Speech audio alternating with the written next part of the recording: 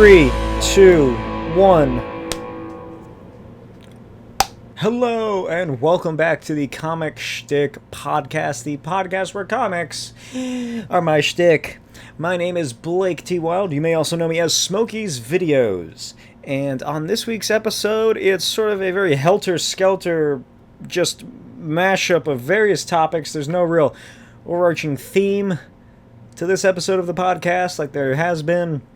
It's just a bunch of stuff I'm going to talk about. It's very unorganized, this episode, especially since I missed a week. And also, if you notice, I got the hand brace back on. If you've been watching my videos for at least the past year, you'll remember last August or so, until maybe October or November, I was wearing this. Because I hurt my wrist and the muscle right here along this bone. Well, it's happened again.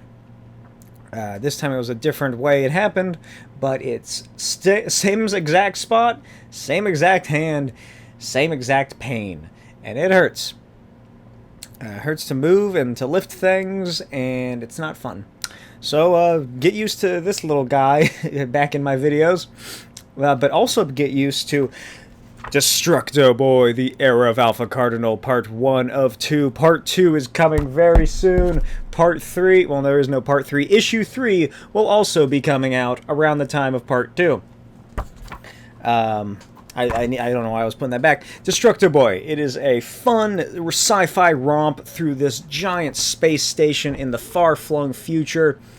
Destructo Boy is the little robot featured on the cover, and he goes against, as you can see here, wrong page, Alpha Cardinal, the disastrously devious Alpha Cardinal, who is a member of a long lost cult, thought to be long destroyed, but he has made his comeback to the station of Zephyrus. And he wants one thing: domination and destruction. And guess who's the only guy who can stop it? That's right, it's Little Destructo Boy, the tenacious robot with a cause.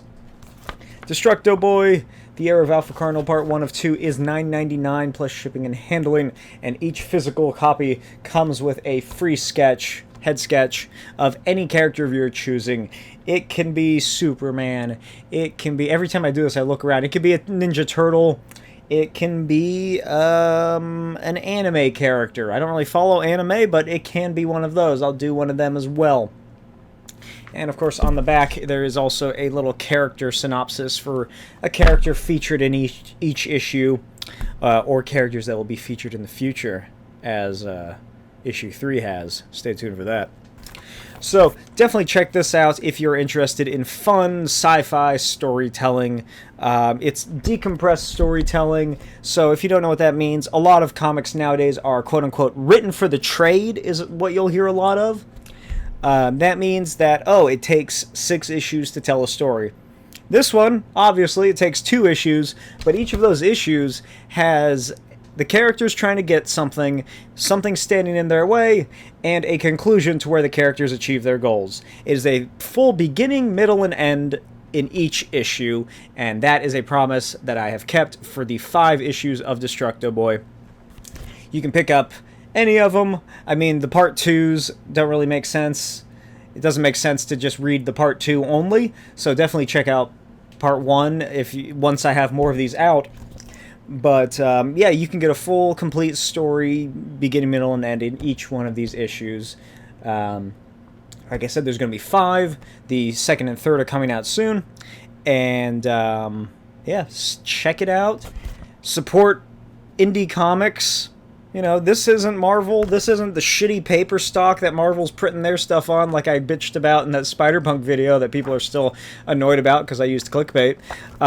This is better quality than that. I made sure that it's good quality and it's the best for you. Like I said, $9.99 for the physical copy, $5 for the digital, which is PDF. So check it out, etsy.com/shop/Blake T. Wild. I couldn't remember if there was something in between that. I'm very tired. So I'm just going to put this right over here. And first topic of conversation today is YumaCon 2022. YumaCon is a local little, small town comic convention. I was invited there last year, and I will be returning again this year. It is held October 1st and 2nd in Yuma, Arizona. Check it out. Google that. It's pretty fun. It's reached that level of size to where it's a really good starter convention if you've never been before. There's enough to do. There's enough vendors. It's not like comic conventions that used it's in the high school gymnasium or this church's basement or something, or the hotel down the street. It's pretty big. There's a fuck ton of people that were there last year. It's good size. And a lot of the people I met that came by the booth, it was their first time ever attending a convention. So, like I said before, it is a good starter one. If you're in Arizona, if you're in Southern Arizona, Southern California, Upper Mexico, then stop on by. I will be there selling 3 issues of Destructo Boy, and you can't really see them, but right here on my... Well, these are just boxes of my fiance's books and boxes of Destructo Boy. You can see pages that I've been working on. So here's some little posters that I plan to sell. I've been working on these. I'm getting them all colored and everything. You can check those out on my Instagram at NotBlakeWild. That's what I've been working on. It's total crunch time right now, trying to get everything finished, trying to get everything printed. Because, I just haven't had the time to work on any of my stuff. I had that comic that I did, I was commissioned to do. School's back on. I had to figure out the apartment situation the past few months.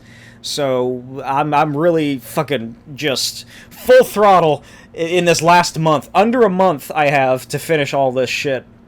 And I think that's one of the reasons why my hand was so frail the other day. It's on top of doing this, of drawing I drew the big ones earlier. So here we go. I'll show you this off. Here is a poster that will be available. I might end up selling these on my Etsy shop, just under generic names to try and make it harder for the Marvel lawyers to send me cease and desists. But this is a Multiverse of Madness poster that I drew earlier on in the year. That is one thing. And then I have the 8.5 by 11 posters as well that I will be selling at a cheaper price. But I drew, how many are there? 8.5 by 11 posters within the span of a week. And then I inked them, and then I have been coloring them. So that's really fucking up my hand. And I do have a Wacom tablet. Wacom Intuos 4, I think. It's a pretty older model now, which might explain why it doesn't always work. Or it complains about the drivers as well. So instead of just bothering to sort that out, I've just been using my mouse to color every single thing. So that's definitely not been fun for my wrist.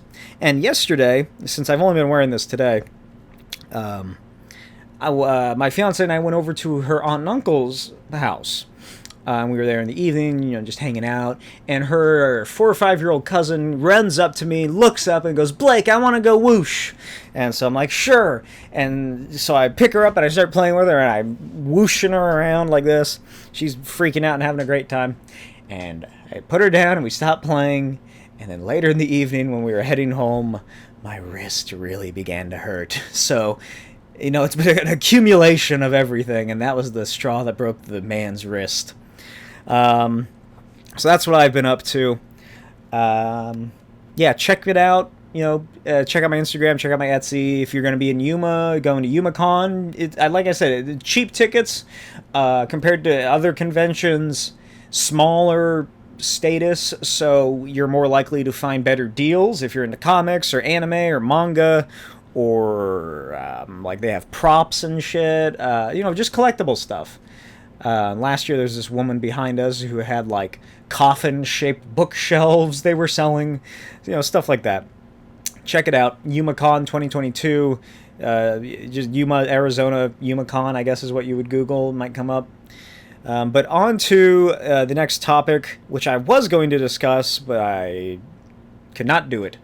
That is Jurassic League number 3. Jurassic League, it's a Elseworld story about what if the Justice League were dinosaurs. And issue 3, I finally got it. I finally had the chance to sit down and read it. And I just could not do it. At first, I thought the reason was because I got really high when I was going to do it, and the artwork was just way too much. I don't have it with me. It's in the other room. But my God, just look up Jurassic League issue 3, or number 3. It's a fill-in artist from the usual artist, and it is just a book of non-stop fights and just panels just filled with lines and bright colors, and I was just having an information overload sitting there trying to read it, so I just closed the book and read fucking, I can't remember what, something else. I think it might have been the Ant-Man book. And I just haven't touched it since, aside from the other day when I was talking to someone about it, and I was like, maybe it was because I was high that I couldn't figure this book out, and I was just freaking out. I opened it up, looked over it again, and my God, it was still bad. The art is fine. It's just, there's so much line work going on. There's so many varying thicknesses of the lines. Everything just melds together into one psychedelic nightmare of just fucking freaky looking dinosaur people that it hurts my eyes to look at. So I have decided to skip entirely Jurassic League number 3, which according to my buddy, it's just all one long fight, and there's no real story development to go on. So hopefully, I'll be able to get back into it in number 4 and just skip this one completely. I'll enjoy the variant cover, which is Baby Darkseid playing with a bunch of Justice League action figures. But yeah, other than that, that's my review for Jurassic League number 3. Now on to some movie stuff. Simu Liu has been cast as a villain in the new Netflix sci-fi thriller Atlas, starring Jennifer Lopez and Sterling K. Brown. Sterling K. Brown, I dig. Jennifer Lopez, I don't know what she was in last. I'm ambivalent towards her. Simu Liu, I really enjoyed him in Shang-Chi. That's the only thing I've ever seen him in. But that's really cool. He's being cast as a villain. I don't know what this movie's about. I didn't really look up anything about this movie because I didn't really care, because it's a Netflix sci-fi thriller, so I'm probably not going to watch it. But yeah, that's really cool that he has been, he's not getting typecasted or anything as like the silly action guy, the mainstream hero guy or something. He's taking a different role. Speaking of taking a different role, Ben Kingsley is said to reprise his role as Trevor Slattery in Marvel Studios' Wonder Man series. That was my phone that just went off, because I am a fucking amateur and forgot to silence my phone. So yeah, Trevor Slattery is going to be back in the Wonder Man series for Disney+. Wonder Man, if you're unaware, is a convoluted character. He started off as a man who had... Oh, God, I'm fucking gonna have to try and remember this off the top of my head. He was a Simon Williams, brother of the super racist villain named Grim Reaper. If you want to see how racist the Grim Reaper is, you might be unfamiliar with the Grim Reaper. He's a pale, sickly-looking psychopath with a giant scythe hand. You'll probably, if anything, you might know him from, I think he was in Avengers Earth's Mightiest Heroes as one of the villains. But those two are brothers in the comics, and Grim Reaper is super racist. He is in love with an albino woman because she's the ultimate white woman or something. Go read the West Coast Avengers series, the first one, because he's like the main villain over the course of like the first 15-20 issues. Ultron, this weird chicken voodoo man. It's a good story because it's about Grim Reaper wanting to destroy Vision and Simon Williams, because this is after Simon Williams has come back, and he's like, "You're not my real brother," blah, blah, blah, shit like that. But yeah, he is super racist. Anyway, Simon Williams, he some sort of corruption with his company. He's fucking, what is he? He's not blacklisted. Fuck, what is that word I'm looking? Blackmailed. He's like kind of blackmailed, I think, into becoming a supervillain for, is it Baron Strucker? Zemo? So it's his origin is really dumb. So anyway, he's a villain, and then he fights the Avengers, and they're like, no, you're a good guy, and then he dies, and then he comes back with a better costume. He dies again somehow, I can't remember. He has like glowing eyes for some reason. And his whole thing is that he's an actor who is terrified of ever dying again. And that's Simon Williams. Simon Williams. Did I say Wilson? So, Trevor Slattery is the perfect fucking character to have in a show about a somewhat failing actor. Could be, I don't know, I wonder if he's already been killed in the Marvel Universe. He was going to appear as a cameo in Guardians of the Galaxy 2, played by Nathan Fillion. He was going to be, like, posters in the background of the Earth scenes in, like, the movie theater. Or something in the, I don't know if it was in the 80s or the modern day. But, I don't know. I wonder if, I assume this means that they're recasting him. Because I doubt Nathan Fillion they'd go for him. They probably think that he's like too old or something. Although, with some recent Marvel news concerning casting, maybe not. Ow, fuck me. Oh, my wrist, I just really hurt it. Yeah, so that's neat. That's a neat little thing. I like Wonder Man. I liked him enough in the West Coast Avengers show series. That's all I really read him in.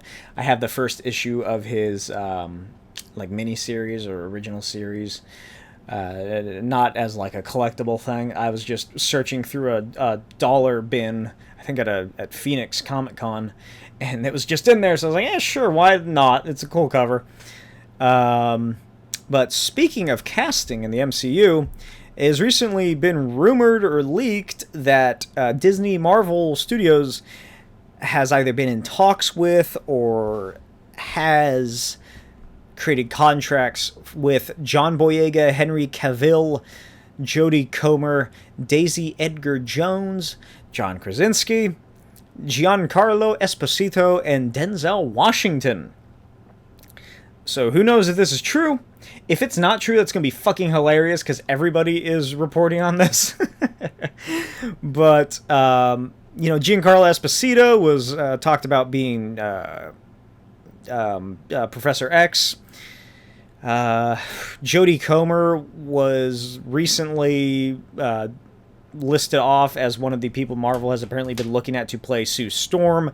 John Krasinski, I fucking hope to God he does not play Reed Richards. I don't like him as an actor, and I didn't think he was very good in Multiverse of Madness. Henry Cavill, that'd be fucking hilarious if they cast him as Hyperion or the Sentry. Let's see. John Boyega, I don't know. 3D Man. Who else? Daisy Edgar Jones, I have no idea who she is. And I have no idea who she could possibly be playing. Maybe Jean Grey. What if John Boyega is Cyclops? That'd be cool. There is a Black Cyclops, which from an amazing series called... it's Extreme X-Men, that's right. Let's see, is this the issue he's in? He's I don't know why I'm bothering doing this. Just search Extreme X-Men, fucking Cyclops. He is from a universe where he was born as a black man, slave, in the 1800s. So he's a Union soldier, and he has a sweet costume, and he's a cool character. Anyway, Denzel Washington. I don't know. I'm just going to leave that there. What if Denzel Washington and Giancarlo Esposito are Magneto and Professor X, respectively? Or vice versa, I don't know. Whether it be intentional or not, Professor X and Magneto are almost constantly compared and contrasted to Martin Luther King and Malcolm X. And what year was Giancarlo Esposito born? How old is he? Let's see. I honestly have no idea. 50s, maybe? How old? How old is he? Is he in his 50s or his 60s? 1964. So, you can smudge that age a little bit if you wanted him to have been around during the Civil Rights Movement. Or, he would have been like in his mid to late teens during the height of the Civil Rights Movement. So that would be a good way to, he's been through that. And then now he has been through, or he is undertaking a new Civil Rights Movement for mutants. Same with Denzel Washington. How old is he? 67. So, yeah, he's a little older than Giancarlo Esposito. And it would be a nice turnaround since Esposito has been fucking just typecasted as a villain ever since Breaking Bad. He does a great job every time. He's a fantastic actor, but I want to see him in something different, and I do think that he would be a good Professor X.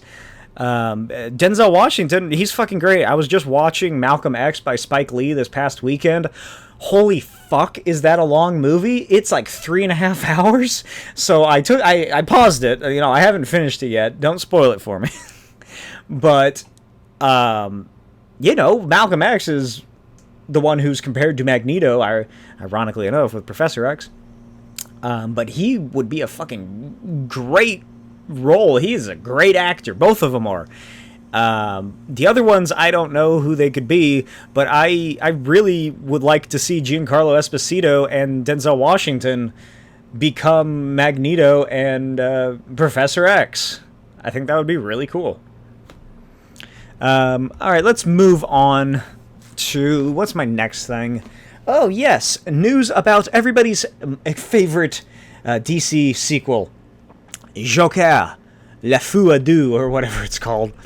Brendon Gleeson joins the Joker sequel, Joker 2, starring Joaquin Phoenix and Lady Gaga. Who on earth could he possibly be? Harvey Bullock? Maybe? I wrote it down, something I just aimlessly thought. Let me see if I can find who I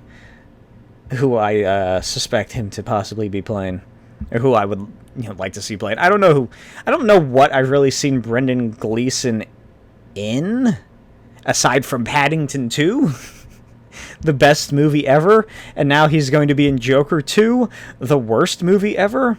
Oh, that's right. I was thinking maybe he could be Hugo Strange. Hugo Strange is arch enemy of Batman.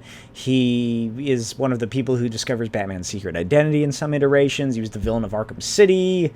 He has a weird peanut head in the Batman the Animated Series, which is now celebrating its 30-something anniversary today or yesterday at the time of recording.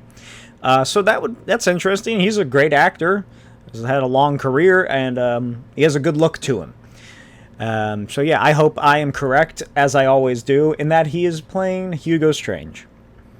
Moving on to some more Warner Brothers related shit. So apparently they don't have enough in their budget to release more than 2 movies this year.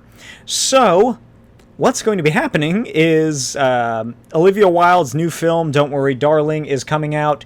And that's going to be later this month. And fucking Black Adam is going to be coming out. Yay for that. Unfortunately, that's going to be doing very well because it's The Rock. But in addition, they also announced that Evil Dead Rise, which I discussed a couple months ago. I can't remember what episode it was. It was probably around the Multiverse of Madness one, just because I was rewatching a lot of Sam Raimi stuff at that time. But Evil Dead Rise was originally going to be an HBO Max original, I think, or just come out on HBO Max. But it is now getting a theatrical release for April 2023. So I am hyped for that. It's an Evil Dead film about two sisters that are estranged. One of them goes to visit the other, living in like L.A. or somewhere. And the whole film is going to take place in like a high-rise apartment. It's basically Demon 2, the old Italian horror film, which is fucking amazing. I was really excited for this to have a just an online release, because that would have meant that I could have ripped it up. I would have stolen it faster to use in my video comparing Demon 2 to Evil Dead Rise. But now I'll have to wait until April, May, June, July, about July or so, until it's on home release for me to get it on Blu-ray to do my comparison video. But hey, at least it's getting a theatrical release. That's really cool. I doubt it'll do very well, since it's April, and 2, it's an Evil Dead horror film. The last one was last one came out 10 years before this one, 2013. But here's the thing, is that COVID fucked up the movie months. Because it used to be all the shitty movies got released at the beginning of the year, and then COVID happened, and then that just fucking put a stick in the wheel and just screwed everything up. So now we don't know when bad movies are coming out. The Boys news. Jeffrey Dean Morgan joins the Season 4 cast. Don't have much to say about that. But I don't know why I laughed like that. I was just filling air in space. Speaking of Season 4s, The Umbrella Academy has been renewed for a 4th and final season by Netflix. I never watched The Umbrella Academy. I never had any interest in it. I never read the comic books. The only Gerard Way comics I've read are the Doom Patrol Milk series, like a couple of those issues, and On Raven's Wings, which were his first ever published comics from Boneyard Press back in the 90s, and I spent way too much money on those. Let me be honest here. I didn't spend over $100, but in total, I probably spent at least $80 or $90 on each of them. So, combined, it was over $100, but separately, it wasn't. Yeah, those books are hard to find for cheap. But those are the only books of Gerard Way's I've read. In terms of watching the show, I watched the first episode of the first season when it initially came out. I didn't like the music cues it had. I didn't like the music it featured. I didn't like the characters, really. I had no interest in continuing. And then this past Season 3, I watched the Footloose dance scene where the guy with the knives gets drugged by the woman's spit or something. I watched that one scene, and that was it. I got the general gist of what was happening. I did watch the rest of that episode. I sort of just skipped around to see what they were up to, but, I never had really any interest in it. But for the people who do, you got closure. It's one of the few shows by Netflix that hasn't gotten canceled, unlike Resident Evil, which got canceled after the first season. Okay. Here we go. Spider-Man No Way Home is getting re-released as the more fun stuff edition, or some stupid fucking title. And it's already been released. There are new deleted scenes, brand new scenes that you can see in this film. That's like a total of maybe 10 minutes, being generous. So I'm going to go down a list of them. I watched all of these through Cam Rips on Twitter. You might be able to find them on YouTube or somewhere, or you can just go pay for the movie ticket to go watch it again in theaters if you really want to do that. But here we go. Spoilers for Spider-Man, the more fun stuff edition. Let's see. I'm trying to just figure out here because I have two different... Okay, so yeah. There is the scene with Harry Holland, who is Tom Holland's character. He's a mugger. He steals someone's purse, and he's running down the street. Spider-Man swoops down, webs him to a street lamp, and he's hanging upside down.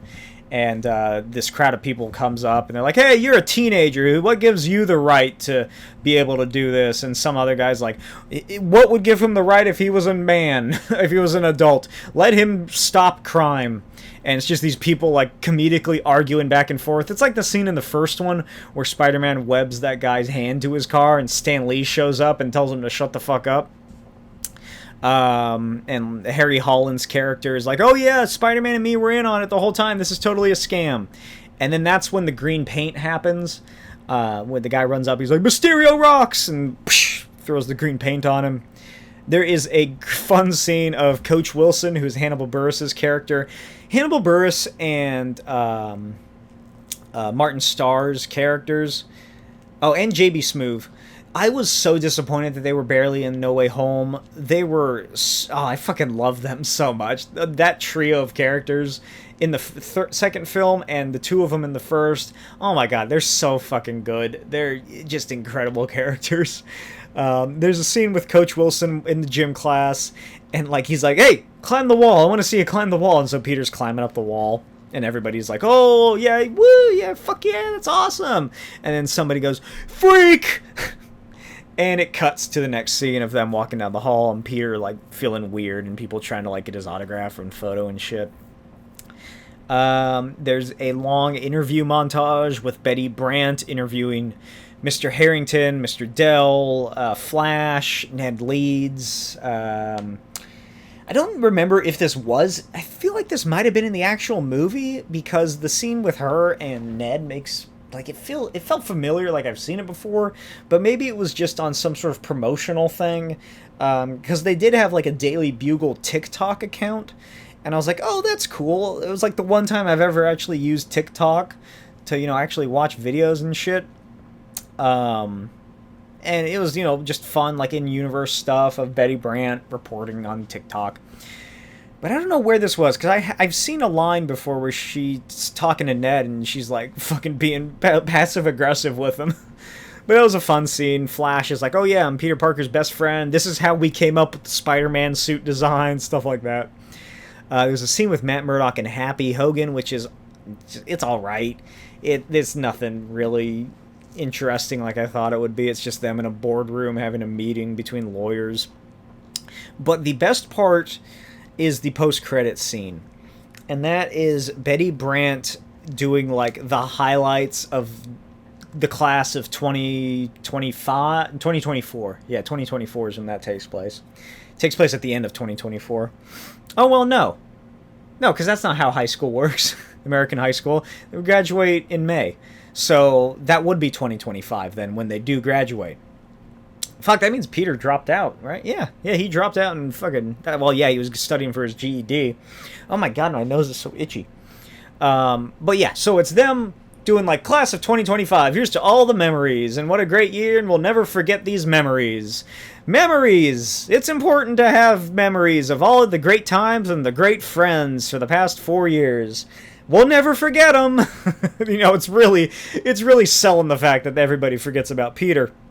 So much so that there are 2 clips in this montage of Peter. He has his face obstructed. It's during this scene in it's like a photo taken when they're on their Italy trip. Is that where they went? Yeah, they went to Venice. And like these pigeons are flying in the way, and they just perfectly block his face. There's a photo of him and Ned in the hallway, and like the camera pulls back from a banner that's hanging above the lockers, but Peter's turned around at that time. What else is... I think that's all he shows up in, but that's a really sweet character. Or, you know, so it's a heartbreaking moment. It's bittersweet. I wish that would have been in the actual film. I honestly don't remember. I would have definitely preferred that to the fucking Venom bullshit. I don't remember what the other credits scene was. Yeah, I honestly have no clue. It's been a while since I watched No Way Home. Last time I watched it was in the theaters. But yeah, it's a really great scene. If there's one scene of these that you look up, it should be that one. That's definitely one that, you know, would have been better in the actual film. Let's see. Yeah, that is it. There was rumors that there was an MJ line, like she has a different line to Peter before they wipe everybody's memories, but I never saw anything about that, so I think that that's false. Yeah, and moving on. I should have talked about this earlier, but Wonder Man. There's a rumor that a recently popular actor from an FX show is being looked at for Wonder Man, and everybody is hoping for Glenn Howerton, myself included. He plays Dennis in Always Sunny in Philadelphia. That's really that, and What We Do in the Shadows and Reservation Dogs are the only shows that I really watch on FX that are current. Maybe it's someone who's Euphoria. Was that HBO Max or was that the other one? Was that FX? I don't know. So that's cool. Yeah, whatever. I don't know. I don't have anybody. Who do you think it would be? Anyone watch a lot of current FX shows that are popular? Maybe Matt Berry plays Wonder Man. How incredible would that be? HBO Max renews Harley Quinn for season 4. It's apparently this third season seems to have gotten its budget cut because the animation isn't as great as it was or something, and the writing, people don't seem to like it as much.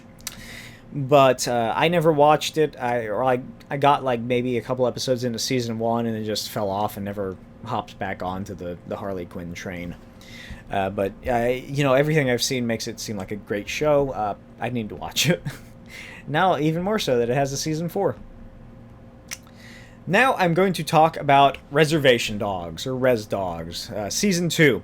If you're not watching this show, I highly recommend it. All the advertising makes it seem like Taika Waititi had a big hand to play in it. He really didn't, outside from maybe like doing some punch-ups on some certain episodes and producing it. I wish I could remember what is the guy's name who, the showrunner, or not the showrunner, the show creator. Let's see if this would fucking load. Come on, where is he? Sterling Harjo. Harjo? I don't know. Harjo. He's Native American, so I'm not sure the pronunciation of it. Sterling Harjo. But anyway, it's a fucking great show. It is incredible. It's a comedy drama, although this season has been a lot more drama with sprinkles of comedy mixed in, and it has just been so good. It's fantastic. Episode 1 and 2 follow immediately off from the first season. I'm not really sure how long it's been. It might be like a couple weeks to maybe a month or so after the first season ends. I feel like, I don't know how much, I feel like not many people watch this because I never see anybody online talking about it. Like the subreddit for it isn't that big. So, on second thought, I don't, because I have like notes here about what I thought was cool, or what just stuff to talk about like I normally do, but I don't know if it has enough of an audience for people to really be interested in that and for that to take up that much time on here. If you are watching Reservation Dogs, let me know in the comments what you think about it. Should I talk about this season 1 or season 2? Let me know if there's any interest in that. But otherwise, I'm just going to move on to some more comic book related stuff very briefly. And that is, it has been announced that there is a 4-issue miniseries starring Janet Van Dyne and her adoptive daughter, Nadia Van Dyne, coming out in January from Al Ewing and Cassie Nee, who is known for her work on series such as Mockingbird and Age of Conan Belit. Wasp will revisit Janet Van Dyne's origin in the Silver Age, examine her relationship with Nadia, and look toward the future as it sets up another Ewing-written series for the release in later 2023. After countless... here's the little, synopsis. After countless Avengers missions, earth-shattering battles, and fabulous costumes, Janet Van Dyne is ready to start a new chapter in her legendary superhero career. But as she sets out to change up her role with Earth's mightiest heroes, a villain from her past rises out of the shadows to ruin all she's worked for. Joined by Nadia Van Dyne, Janet and Nadia team up against a dangerous new organization with shocking connections to both of their histories. As the threat grows more urgent, Janet and Nadia will face a test so great that they become the very thing they fear the most. Obviously, I'm going to pick this up. Oh my god, are you kidding me? It's about the Wasp. She's one of my favorite Marvel characters. She's my favorite Marvel female hero. 2, it's by Al Ewing. I fucking love his recent Ant-Man run, his current Ant-Man run, so this is like a sequel to that. And then there's going to be a third one coming out, some other series he's going to have in later 2023.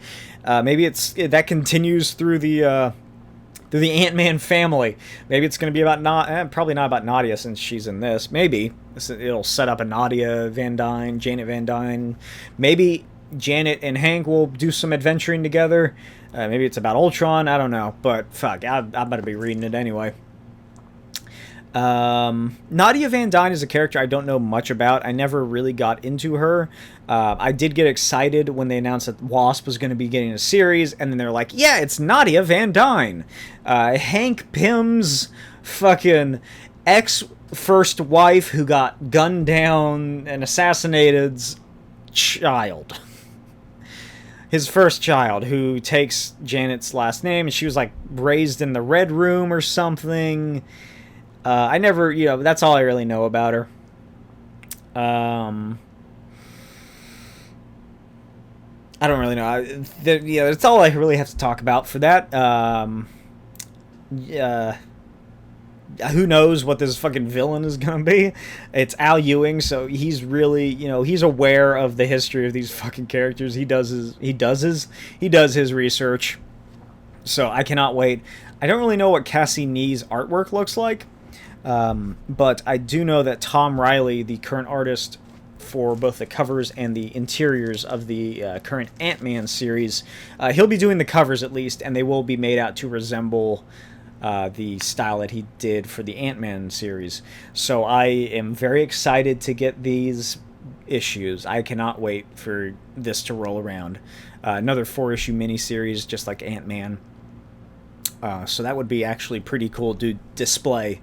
Have the Ant-Mans on top, Janet, Wasp books on the bottom. I wonder what they're going to do for the costumes. Because in the Ant-Man book, it makes sense. Because it's Hank Pym, Eric Grady, Scott Lang, and the future Ant-Man. I still haven't read issue 2 yet. Haven't gotten it yet in the post. But, like, what are they going to do for the Wasp one? Is it just going to be a different Janet costumes? Is it going to be Janet, Nadia, and then like Janet again and Nadia again? How's it going to work? So I look forward to that, seeing how that comes out. But yeah, I'm very excited for this. This and the Ant-Man series are the issues, or the series coming out of coming out of Marvel that I am most excited for. You are witnessing a man have a stroke on live TV. Bad Batch Season 2 will apparently maybe come out later this month, September 28th. I wrote literally nothing here. All I wrote was Bad Batch S2 September 28 ? I wish I would have helped myself out here by putting a little more information. Fucking, when's D23? Is that this month? Is that next month? I have no idea. But Bad Batch Season 2 might be coming out sometime soon. So if you like the first season, I thought it was pretty fine. There were some episodes that were alright. But it was good overall. Get ready for this. Legendary Entertainment is planning to move from Warner Brothers and make movies with either Sony or Paramount. I don't know how outdated this is. I don't know if they've announced anything yet. I don't think so. I haven't seen anything. But yeah, that is not shocking whatsoever. Why would you ever want to work with Warner Brothers in the current state that it is in? It is like walking down the street, fucking delivering groceries to an old person's house, and you walk inside and they're a fucking zombie. Not shocking, I don't think, to anybody that Legendary Entertainment is wanting to have a different... what does Warner Brothers do? Is Warner Brothers just a distributor, I assume? To go either Sony or Paramount. I feel like they might go Paramount. It just seems more in line with Legendary, but who's to say? Dan Akroyd, Chevy Chase to star in Zombie Town Mystery Teen Romancer. Zombie Town is like some R.L. Stine book or something, and Dan Akroyd and Chevy Chase are going to be in it. DC Comics Hispanic Heritage Month covers. Here we go. So, it's cool. Hispanic Heritage Month, showing your heritage, blah, blah, blah.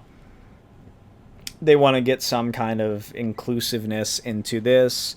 They want to sell variant covers with their Hispanic characters on them. They want to up their sales, is what this really is, under the guise of, Hispanic Heritage Month. Obviously there is still that altruistic aspect of it, but overall they just want to, they're a company, they want to sell money. They want to sell money, they want to make money. But here's the thing about this Hispanic Heritage Month, where you want to be prideful in your heritage. All the covers feature Hispanic characters. Apparently Kyle Rayner is Hispanic. I never knew that. Feature the characters holding various Mexican foods. Like Kyle Rayner, there was a cover they were going to use where it's like the Mexican flag or something. I can't remember what it was exactly, but they declined that and instead went with Kyle Rayner holding like a happy, like Viva la Mexico or something, and holding a plastic shopping bag of tamales. I can't remember what the other ones were. I think it was like 4 or 5 of them. The only other one I remember is the Hawk Woman, whatever she goes by. Cover, which is her working in a Mexican restaurant with a platter of tacos or something that she's taking out from the kitchen. Happy Hispanic Heritage, everybody! Oh my god. Who the fuck thought that those were going to be like a good idea? And how were those even decided on? Like, did the artist come up with the idea and the editor was like, fucking sure, whatever?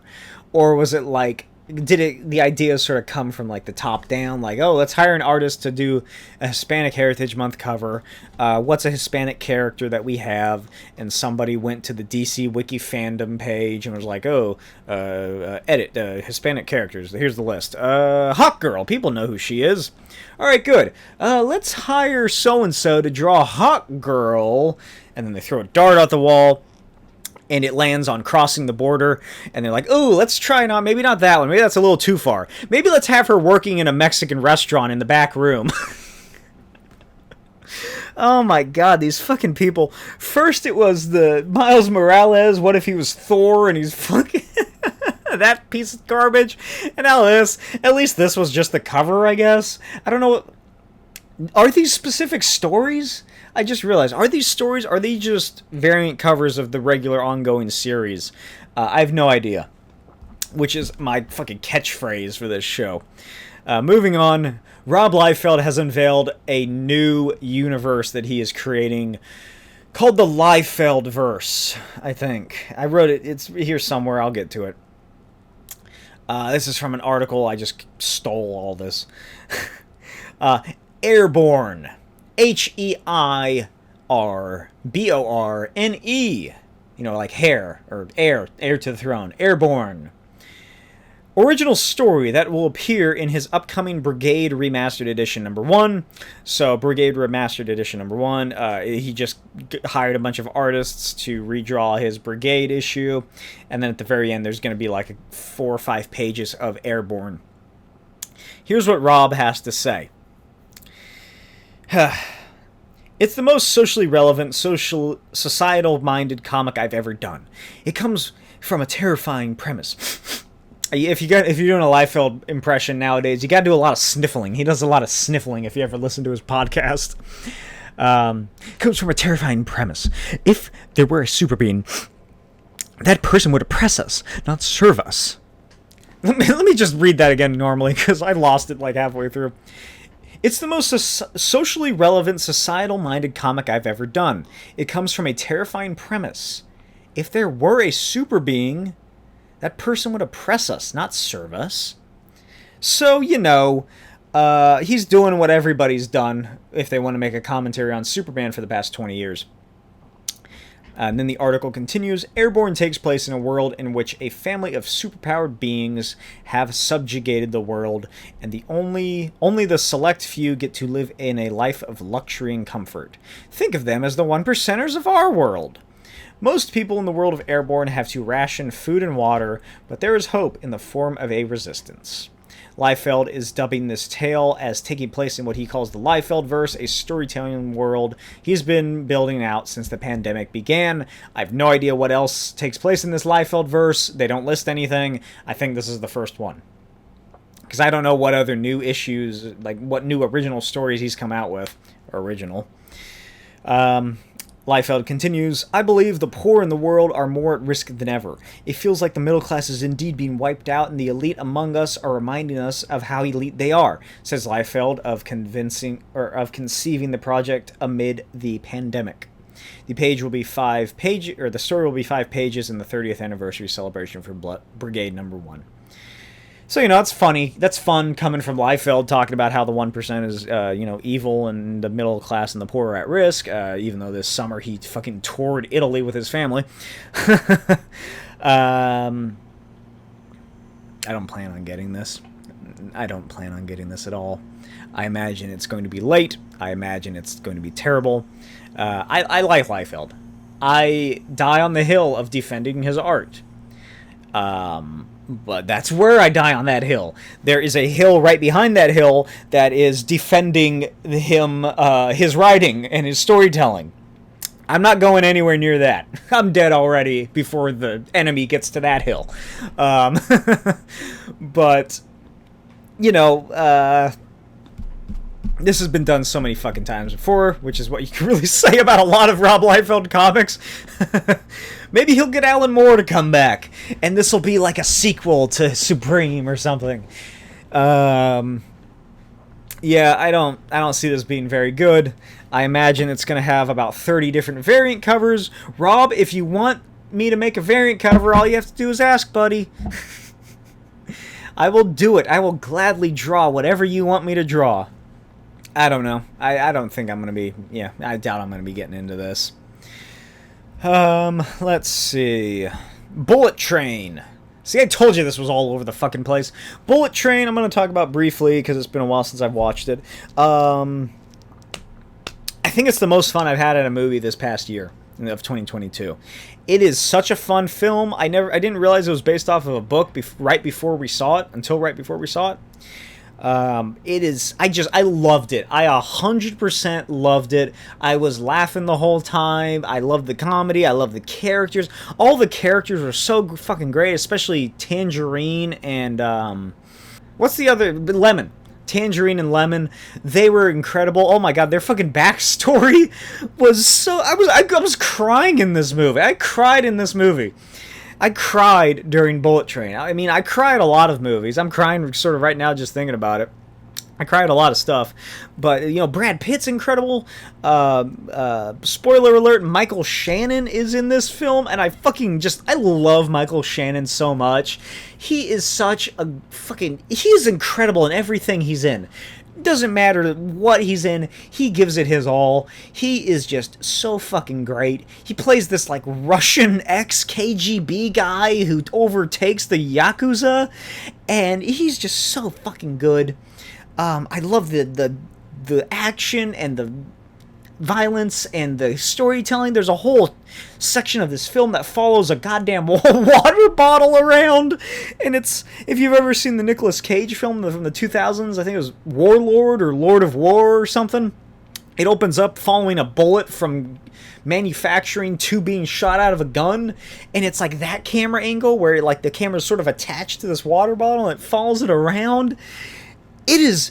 Oh my god, it's such a fun film. It is just pure, unadulterated, fun action. I love the setting. Japan is just such a... It's such a visual society. I get... Yeah, that makes sense. It's a very visual society. Their language is just so intricate and interesting to look at, let alone the architecture, the... insane amounts of colors and pop and everything has a little cartoon drawn on it. It's a very visual society, and so that's a really great place to set it at. There's so many fun like flashbacks. Joey King is awesome. I love her outfit in this movie. It is so amazing. I saw the twist of her coming a mile away.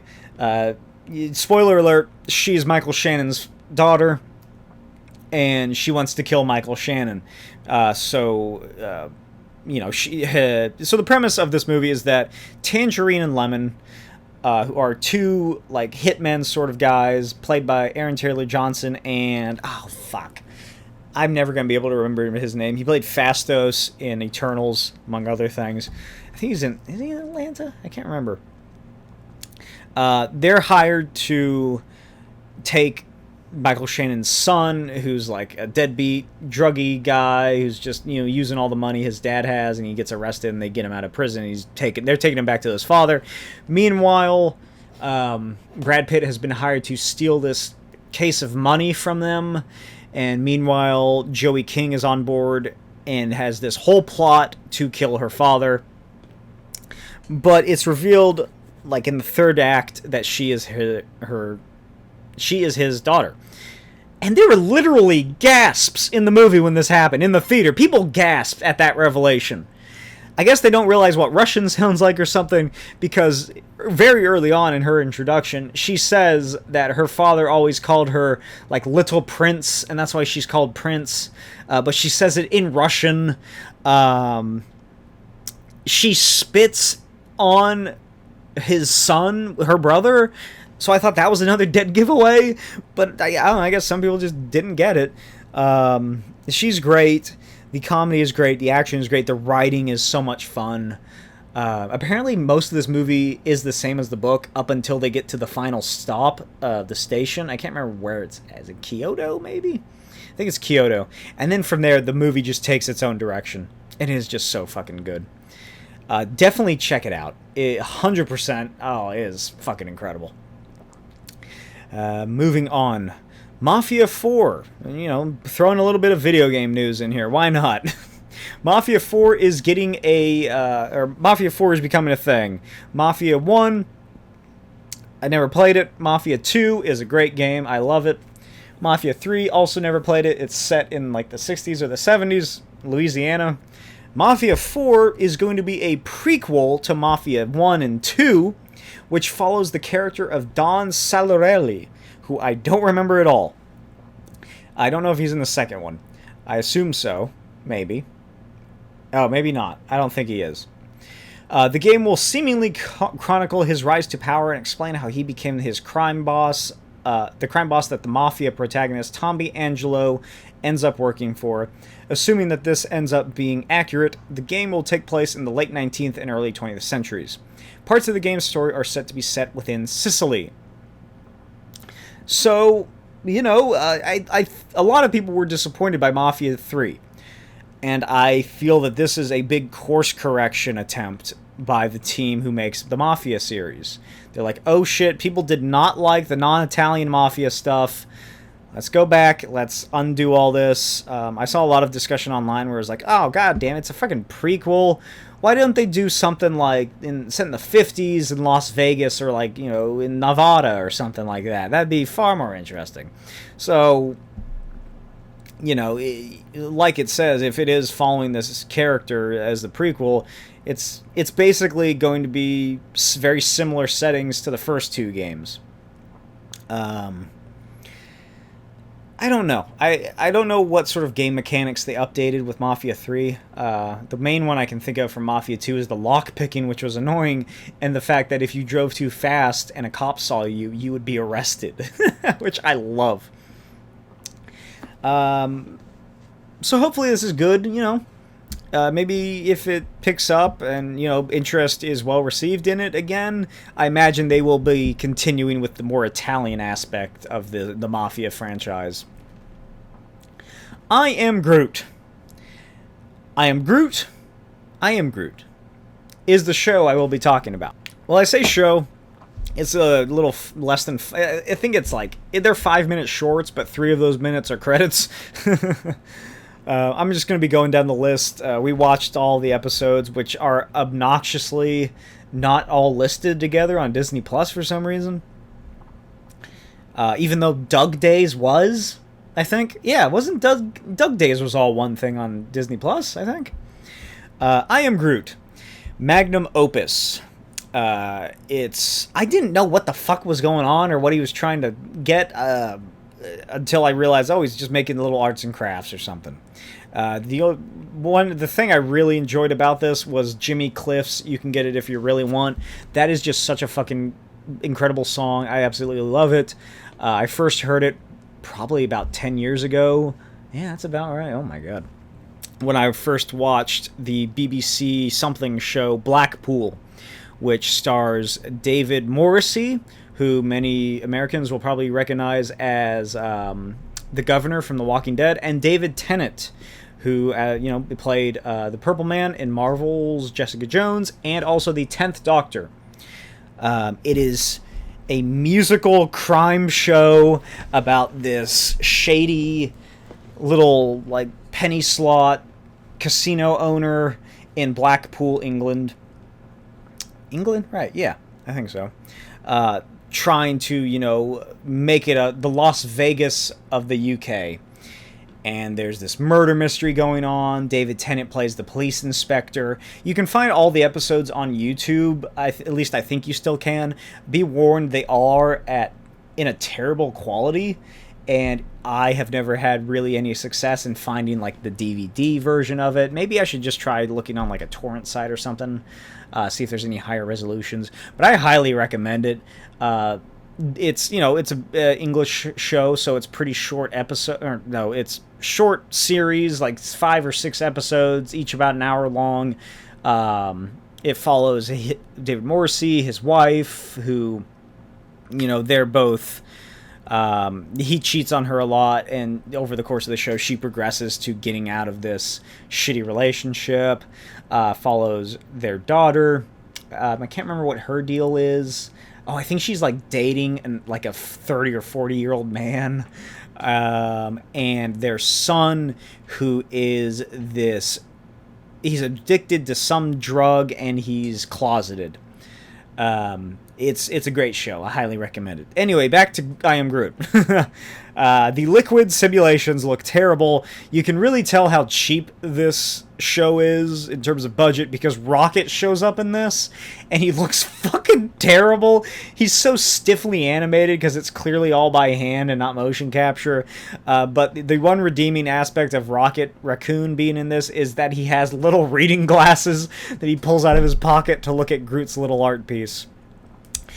First steps, all I have on here, it's Groot fighting a plant. And I really like how he sheds his little arms.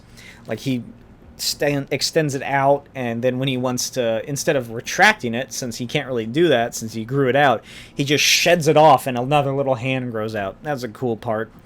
The little guy.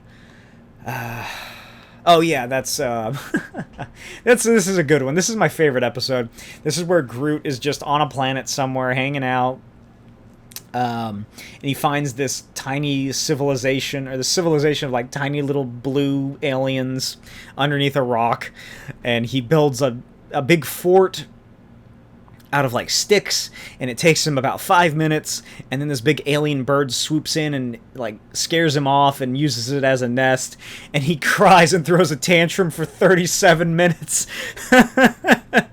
That's such a fun gag.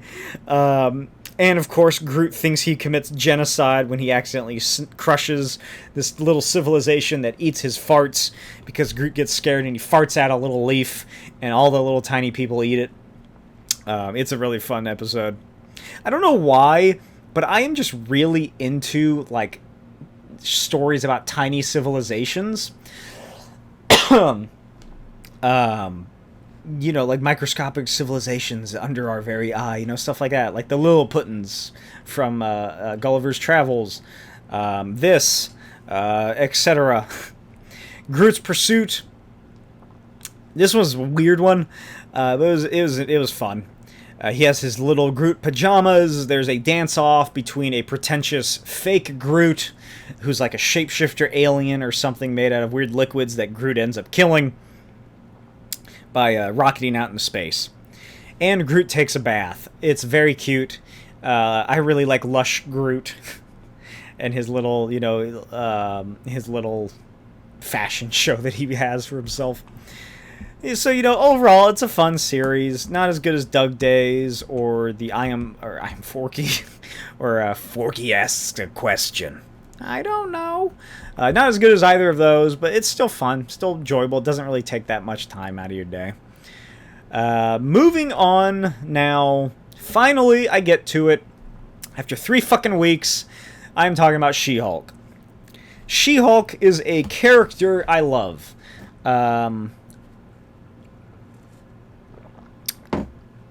And I'm finally glad that I don't have to jack off to cartoons. I get to jack off to a CGI woman now. Go check out my She-Hulk trailer reaction video on my channel, if you haven't already. I really dig it. I'm really happy with how this show's coming out. So far, the first 3 episodes have been very enjoyable for me. It's what, 6 episodes left, because it's 9 episodes in total. Which, as the Disney Plus shows continue, it seems like they get more and more episodes each season. No problem against that. I don't care. Let's see. Oh, excuse me. So, as always, I'm going to go down the list of little, check marks that I have. My little bullet-pointed list. I really enjoy it. I'm liking it more than Miss Marvel. Miss Marvel was previously, I think I ranked it as probably my favorite show. Now, after that is finished, I think my ranking currently is She-Hulk, Hawkeye, WandaVision, Miss Marvel. And then Falcon, Winter Soldier, and What If. Oh, and Loki. Fuck, I forgot about Loki. Loki will go between Miss Marvel and Falcon, Winter Soldier. Miss Marvel, like I said a couple weeks ago, and when I came back from a long break, it just fell off for me. They didn't. Just go watch that episode. I talked all about it there. She-Hulk, episode 1. I enjoy the 4th wall break almost off the bat. Tatiana Maslany is a fucking incredible actor. She is so great. I love her. This is the first time I ever watched her in, but as always, the MCU casting is on point and superb.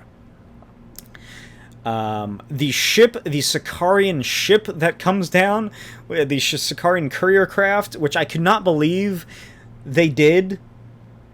First of all, it looks like the flying ship that Syndrome's goons used in The Incredibles. Second of all, I cannot believe they are fucking doing it. Planet Hulk / World War Hulk.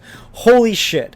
That ship was definitely carrying a message calling Hulk back to Sakaar because he has failed to pay like his alimony or something. How long has it been? 2017, 18, 19, 20, 21, 22, 23, 24, 25? About 9 years since Hulk was last on Sakaar. And who knows how Scar, his son, ages. He could age up very quickly. But yeah, so they're setting up that, which has been rumored for quite some time, of a Hulk TV show based around World War Hulk and Planet Hulk. So that's very cool. And of course we see an episode 2? Yeah, episode 2, which it's basically confirmed that we're getting a World War Hulk show. Excuse me. Although I hope they call it Planet Hulk just so that increases the views on my video. The drunk ladies at the bar was a hilarious scene. I liked that Hulk, Bruce Banner, keeps the Iron Legion helmet from when Ultron first became sentient in his house, somewhat as a trophy, but also as a reminder of the damage that he has dealt. There are quarter pancakes, which if you have never tried them, are the superior form of pancake. They're the little ones that are about so big. I prefer them immensely over regular-sized pancakes. Who doesn't? They're tiny little pancakes. You can eat more of them. They're more fun to eat than a regular-sized pancake as well.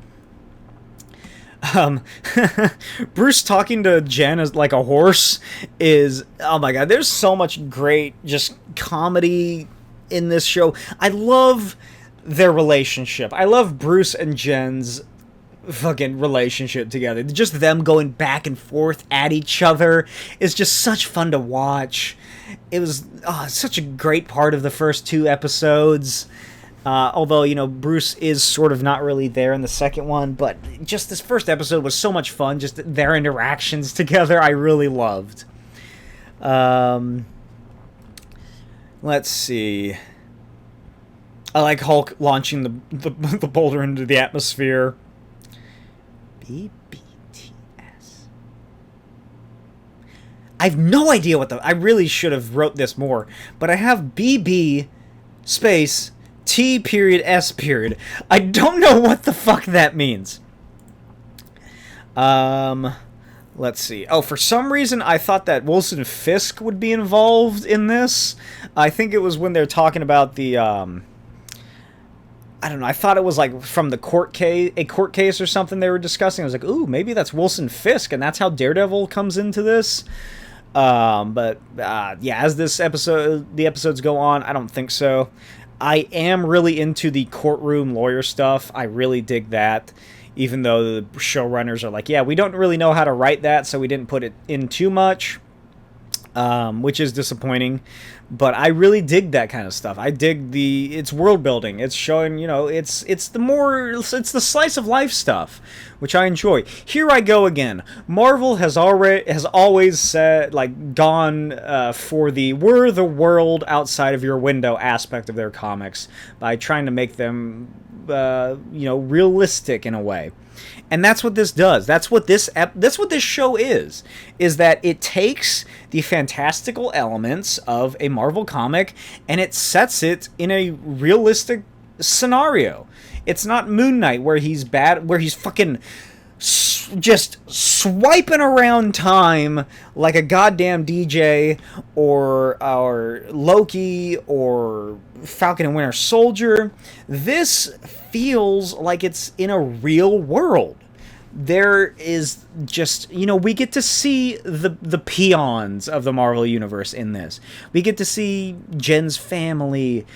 We get to see lawyers. We get to see how people are interacting with the new Asgard stuff. There's the whole shape-shifting elf from the 3rd episode. And that's stuff I really like. There's the Titania, she's like a fucking influencer or something.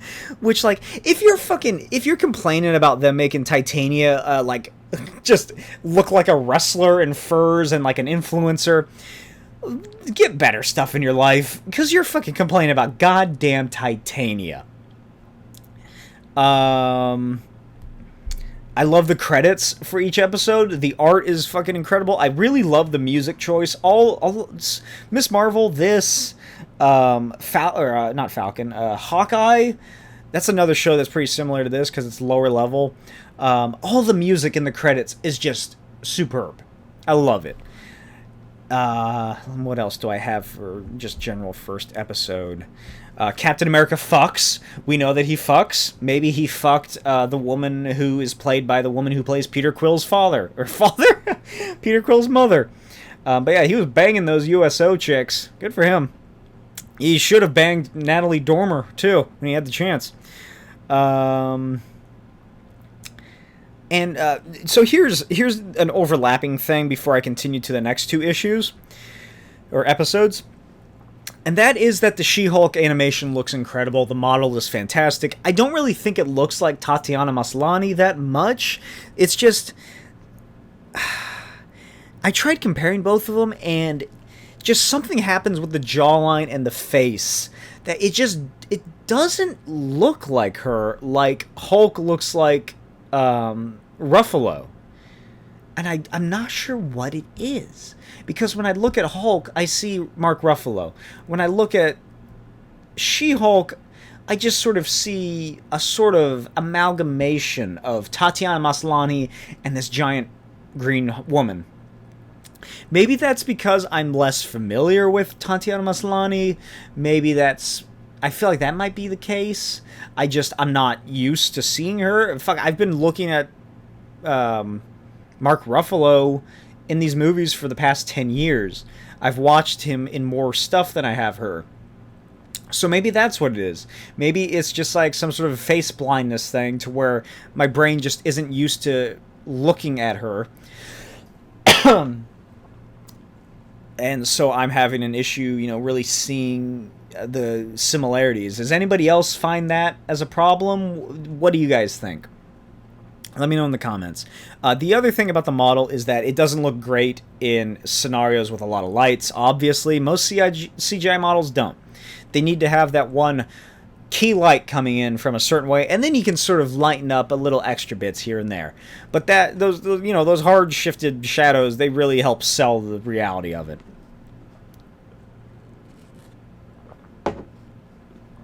And third, in regards to the CG model, that is, or the VFX model, whatever, that is the eyes. When next time you're watching a movie or a show, or even having a conversation with people, or watching people have a conversation, pay attention to their eyes. When people are talking to each other, and when they're in a close enough proximity, you'll see their eyes dart back and forth between each eye. And then maybe they'll last on one and then sort of shift back and forth. You'll see that. But in this, they don't animate that. So it's just pure dead on just pure down the line. Maybe Hulks have just a gamma radiation level of focus. Maybe they have a heightened focus or something to where they don't find it necessary, or they don't need to do that. Like something in their brain, whatever it is in a human that makes us do it, they don't have to bother. That's an easy explanation for it. But the best, the obvious explanation is that they just didn't animate that. But that was something that I found sort of broke it a little bit. It's not the biggest issue. It's just weirdos like me who like watching people to really seem to notice, who probably notice it. But that's really my biggest issue with the She-Hulk model, is that the eyes just, boom, just focus on one point when she's talking with people. Episode 2. I never thought about the metabolism shift of a Hulk. So when Jen becomes just sloshed when she shifts back was quite the surprise. I like the little title edit of her being called Attorney for Hire very briefly. Her lock screen being a photo of Captain America's ass is fun. Her parents, that whole scene with her, and then the credits scene of her having to do like chores and shit and help her dad and family out is really great. Even when she's putting that giant flat screen on the wall, there is so much detail in that scene that, the whole thing, even that TV is fake, but when she puts it on the wall and removes her hands, you can see the fingerprints left behind from where she had grabbed the fucking screen. That is just an incredible eye of detail. And they didn't have to do that. They could have easily just, not even bother.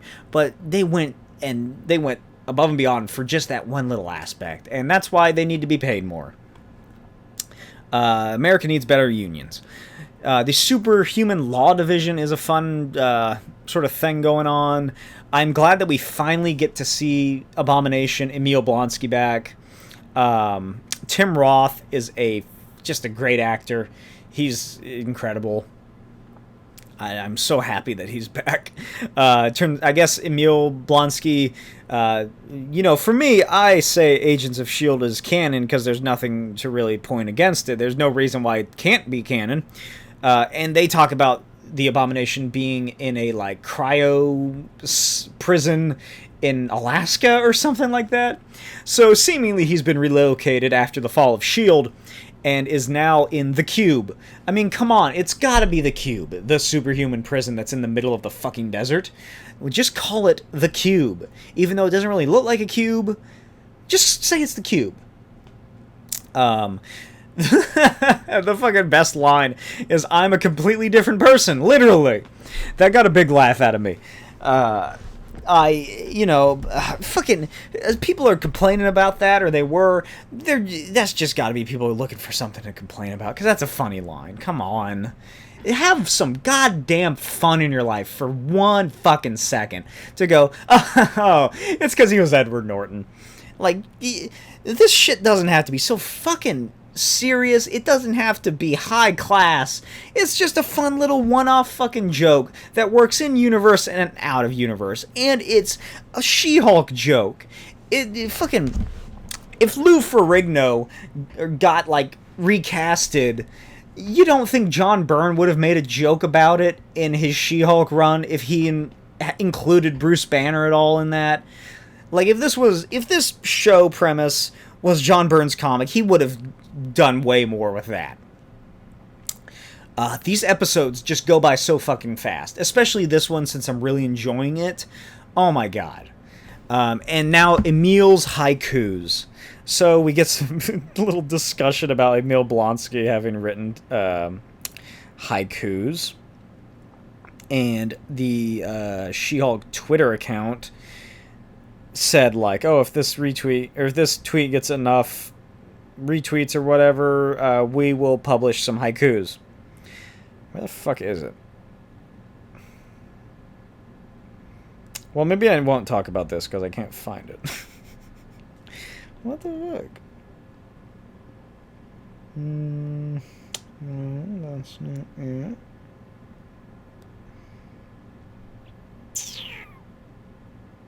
Huh. Guess I deleted it.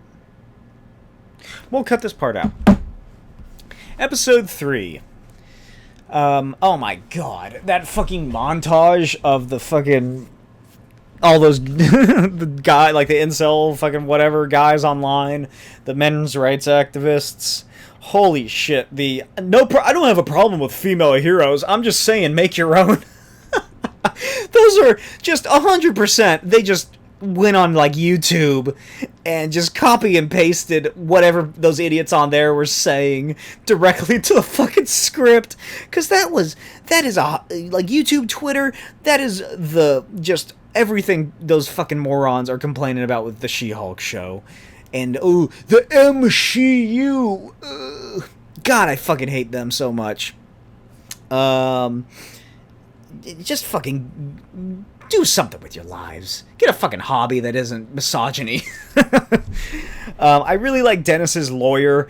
Apparently he was in Flash or some CW show. I am betting right now that he and Jennifer bang.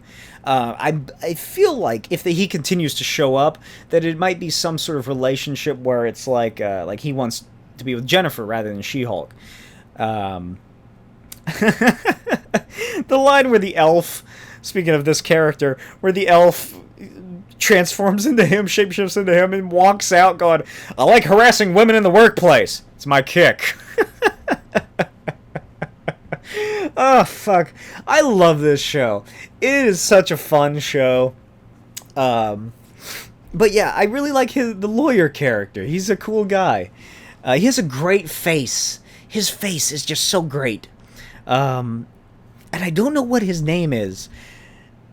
I wonder if Wyatt Wingfoot is going to appear in this show. So Wyatt Wingfoot... Oh, my nose is itching again. For anyone unaware, was a love interest for the She-Hulk, mainly in the Byrne series and whenever she shows up written by Byrne. He's a Native American guy. I can't remember what his powers are. Might be something animal related, probably because he's Native American. But he's a really cool character. Their relationship's really fun.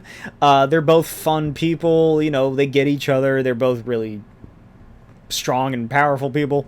But I wonder if he's going to show up in this show. And if he does, I hope that they do him justice. Because he's a cool character that really... I don't know what the fuck he's done since, like, the 80s. I don't know what happened to the character. I've only ever seen him in, like, I think maybe some Fantastic Fours and She-Hulk. Of course, we have Emil Blonsky's trial and his Charles Manson-esque wives. And finally, the Wrecking Crew. Oh my god, when the Wrecking Crew showed up, at first I was confused. I was like, what the fuck is going on here? Who's attacking Jen? Who's attacking She-Hulk? And then you see Thunderball, you see whatever the others' names are, you see Wrecker. I think that's one of them. And I really like their design. People are complaining like, oh, they got a bunch of skinny nobodies to play the Wrecking Crew. I guess, yeah, it would have been fun to just see, like, a bunch of, like, meathead guys, but who gives a shit? I really like their item designs, like the helmet with the, like, the Nordic runes on it, and the Wrecking Ball looks cool. And that was just, oh my god, I lost my shit when the Wrecking Crew shows up. And that ending, the ending of them running away, and they're like, oh my god, I couldn't get her blood. He's gonna be angry. You know, something along those lines. That is such a classic, like, 80s-esque, 80s era comic cliffhanger. Like, that just felt directly out of, like, a John Byrne comic from She-Hulk. Because they would do that. They would, like, it's played up even in the episode that it's like, oh yeah, this is kind of silly, you know, it's overdramatic, it's melodramatic, and it's like, oh, who is the mysterious master behind this plot? You know, something like that. And I just really love it. I love this show so much. And I loved, oh fuck, what is her name? Megan Thee Stallion. I get her mixed up with Nicki Minaj, who I get mixed up with, like, Lizzo. I don't follow contemporary music. The only ones I really know are, like, Olivia Rodrigo and, I don't know, Billie Eilish. Does Billie Eilish still make stuff? And some other ones. I mainly know them through my fiance, who listens to a lot of, you know, pop music, I guess, or, like, you know, that sort of, whatever genres it is.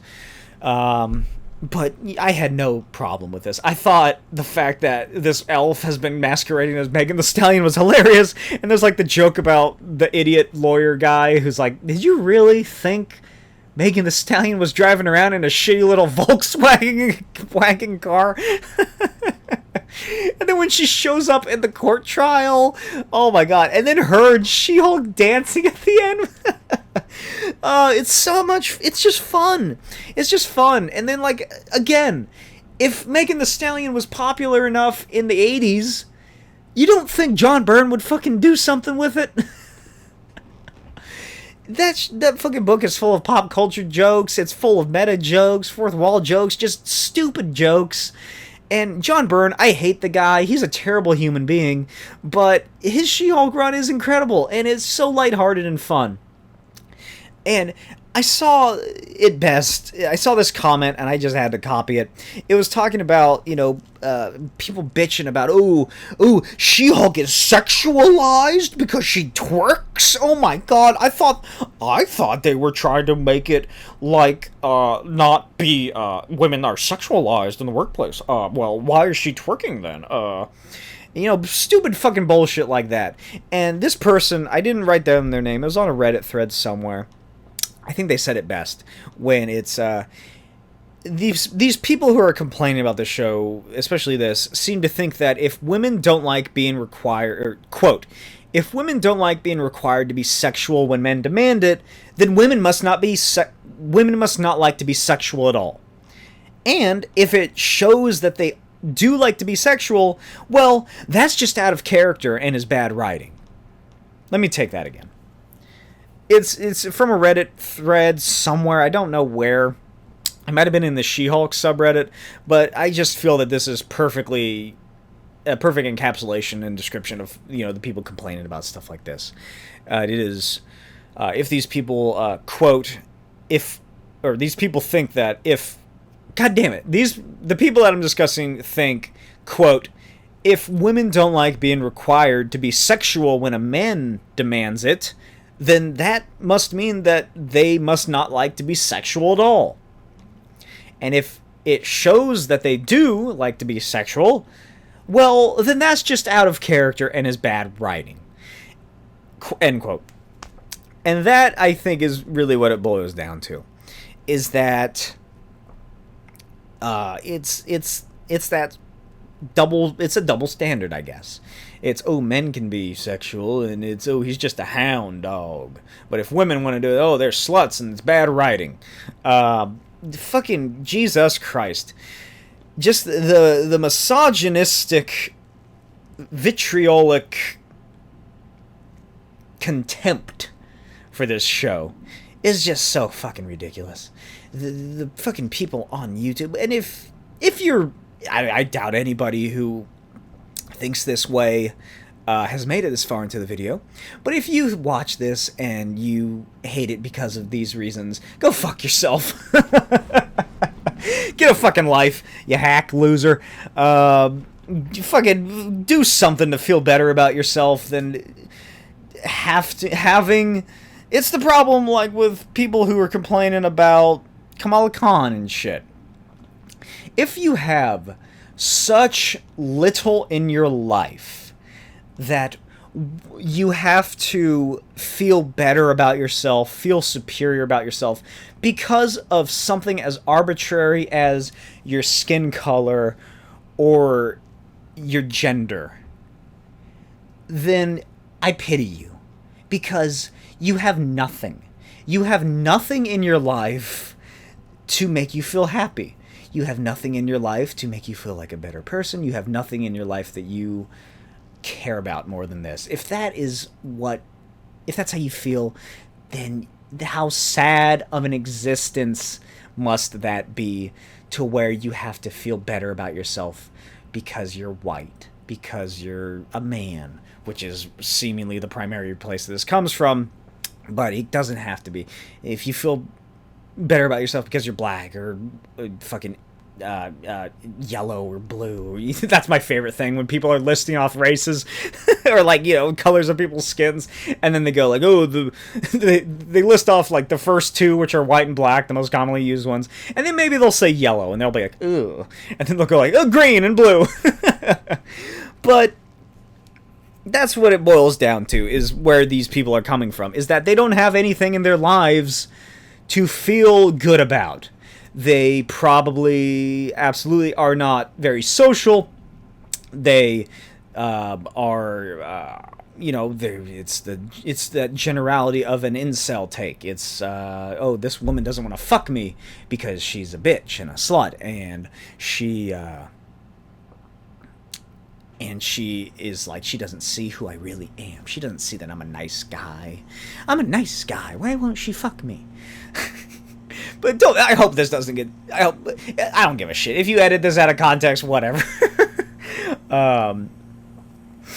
This has devolved very much, but for the people that think that way, if you're thinking that way, if you're at a young age, if you're a teenager who's somehow made it this far, and you're starting to feel feelings like this, don't. Because realize that being a nice guy, that is not something that you should achieve to get into a relationship, to get laid. That should be the baseline. That should be the foundation of who you are as a person. You should just be nice for the sake of it. You should help your fellow man. You should help your fellow woman. You should help your fellow binary specific orientation, whatever. If you just, it's so sad. It's so sad what is happening to these people, getting, just for lack of better terms, radicalized like this. Because then, I don't know what I doubt Disney would ever show the demographics of who's watching this. Also, I don't know how you would be able to show the demographics of this, mainly because I don't think it really asks for that on Disney Plus when creating the accounts, and, you know, shared accounts and everything like that. But the amount of people, I'd imagine, that are, you know, the impressionable people that are watching this, and they're seeing like, oh my god, I loved the Avengers, I've loved all these movies, and now they're taking that away from me. They're taking that away from me, and they are throwing it away, and instead having a woman be the main character, and this is shaking her ass. She can't do that. She can't shake her ass like that. That makes me uncomfortable. That makes me worried. Why should she do that? I don't like that. She shouldn't have the freedom to do that. I don't want her to do that unless I want that. And there's the people on YouTube, the channels who go out and say this is bad. They are not telling stories how they should be told, and then people who are impressionable watch those videos or they read about that and they think, oh, well, this is the way that life works. And then they continue their life like that, and hopefully they should be able to hopefully get that through. Hopefully it's a phase. But for a lot of people it's not. I could have very easily, well, I don't know about that, but I could have ended up like an incel. I never had a girlfriend before I left high school or before college. Every time I tried to ask a girl out or show interest, it was declined. It wasn't reciprocated. But I never in my life thought that, oh, this isn't a me problem. This is a them problem. Who are they to shut me down? No, I never thought about it like that. I would just go, oh, that's okay. You know, I hope this doesn't ruin our friendship or, you know, our relationship with each other. Because, you know, I still like you as a person. I just wanted to, you know, like you as a person and spend time with you and kiss you, you know, stuff like that. But that's fine, and then I would very quickly, you know, lose interest in whoever declined my romantic aspirations. But I don't know if that's because of when I was growing up, there was less of a... It wasn't as...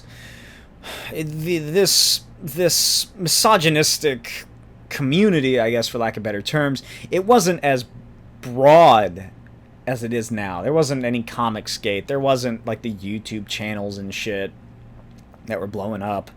You know, there wasn't any of that to have the possibility of falling into.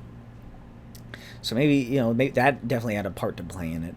But I don't know. I just if there's anybody watching this and you for some reason have stuck around and you do feel this way, you do feel like She-Hulk is an attack on yourself for some reason, if you feel like the fact that these women, you know, want to feel good about their bodies and, you know, flaunt it, for lack of better terms, again, just I hope you take the time to reflect upon it, that reflect upon yourself, that these issues are projections. And I don't know who this is for. I don't know who's watching this. I doubt, and I'm sure that everybody has stopped watching and stopped listening at this point. I'm just going off on my fucking tirades here. But just, you know, there was a scene. I'm going to go back to Reservation Dogs. Which episode? Episode 3. There is a scene where these characters are talking about this teenage character's father, and like the guys knew him, but he's like a deadbeat dad.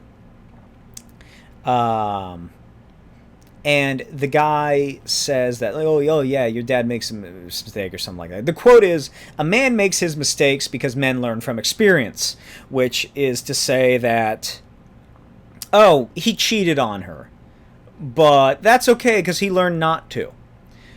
And then later, another character tells the same teenage main character named Bear that that's no way to think, because a man knows his actions have consequences. The first one, it goes along the lines of, oh, it's a childish view of the world, where, oh, you can learn from your mistakes, that's okay. Hey, you can fucking hate women when you're a teenager or something, but hey, learn from it. You need to realize that, no, you can't just keep using that as an excuse, because then it continues, because most of the time, more often than not, there's no self-reflection. If you realize that your actions truly do have consequences upon those others in this world, then you would hopefully be more resilient to taking actions that would hurt others, be it physically, emotionally, what have you. I don't know where I'm going with this.